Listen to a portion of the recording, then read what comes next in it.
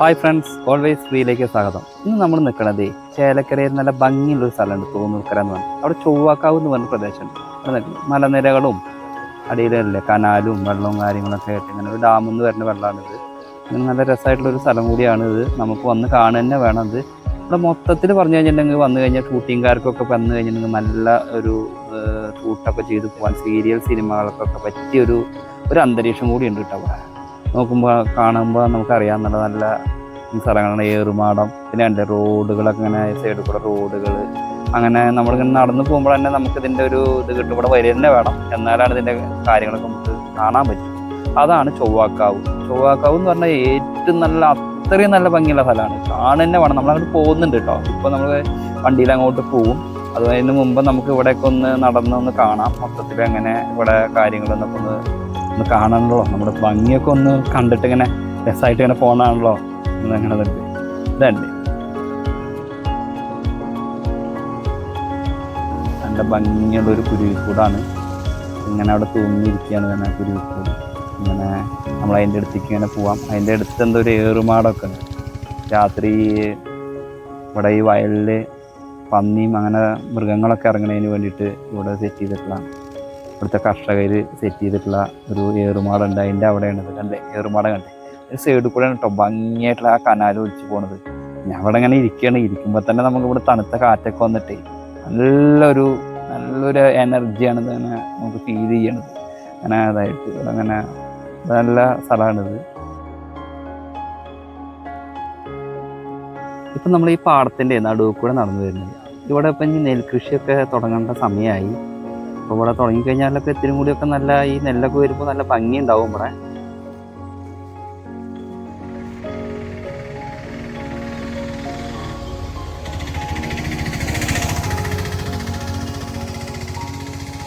ഇനി നമ്മൾ പോണത് ചൊവ്വാക്കാവിരിക്കാണ് കേട്ടോ.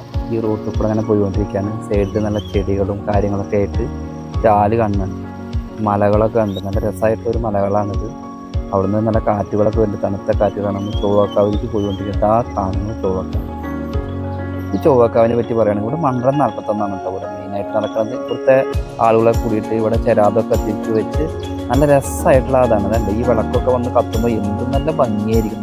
ഇത്രയും നല്ല ഭംഗിയായിരിക്കും.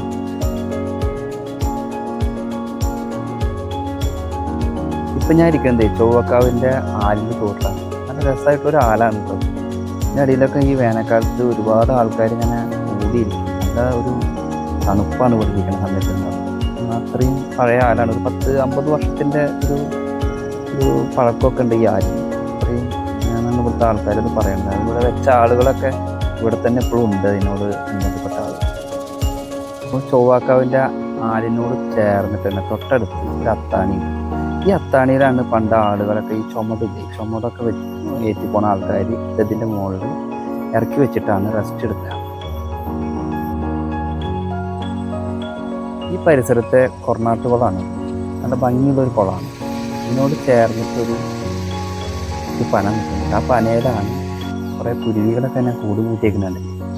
ആരൊക്കെ എന്തൊക്കെ കുറന്നിട്ടൊക്കെ വെക്കുന്നുണ്ട്. എൻജിനീയേഴ്സ് അവിടെ നോക്കുന്നുണ്ട്. പണിക്കാർ കുറഞ്ഞ് വെക്കുന്നു. അത് നല്ല രസമായിട്ടുണ്ടോ അതൊക്കെ. ഈ കൊറനാട്ടുകുളത്തിൻ്റെ പടവിൻ്റെ മുകളിലുള്ള കൈവരിയുടെ മുകളിലാണ് ഇരിക്കുന്നത്. ഒരു വൈബാണ് കേട്ടോ. പിന്നെ പറഞ്ഞു കഴിഞ്ഞിട്ടുണ്ടെങ്കിൽ ഇവിടെ ഇരിക്കുന്ന സമയത്തുണ്ട് ഈ വെള്ളമൊക്കെ ഇനി കുറച്ച് മഴയൊക്കെ പെയ്ത് കഴിഞ്ഞാൽ ഇങ്ങോട്ട് കയറി വരും. ഈ പടവിലോട്ട് ഈ വെള്ളമൊക്കെ കയറി വന്ന് അങ്ങനെ അതങ്ങോട്ട് ഇങ്ങനെ കയറി വരും. അപ്പോൾ കുറച്ചും കൂടിയൊക്കെ ഒരു ഭംഗി ഉണ്ടാവും കേട്ടോ. കൂടുതൽ ഭംഗി ഉണ്ടാവും കാണാൻ. ചുറ്റുപാടും കാണാനേ നല്ല ഭംഗിയാണ് ഇവിടെ ഇരിക്കുന്നത്. ഒരുപാട് ഫാമിലീസൊക്കെ ഈവനിങ്ങിൽ ഇവിടെ വന്നിരിക്കാറുണ്ട്. അത്രയും നല്ലൊരു പ്രകൃതി രമണീയമായ സ്ഥലമാണിത്.